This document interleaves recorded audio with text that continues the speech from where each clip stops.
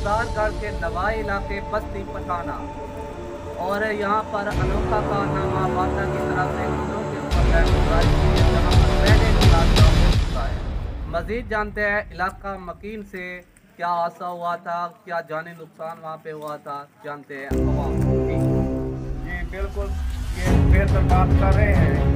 यहाँ पे हमारा हुआ और जिसकी वजह से हमने वापडा के पास गए, किले की है, कोई भी नहीं सुनी उसने हमारी। इसीलिए करके हमने भाई को बताया है, मेहरबानी करो करते हैं मेहरबानी करके तारों को। जैसा कि आप बार बार लेकिन सलामत ना हो। पहले भी इसका कहना है कि एक लड़का है, एक लड़का मासूम हो चुका है, 5 जानवर कीमती जानवर हलाक हुए हैं। और लोगों का वज़ीर आज़ा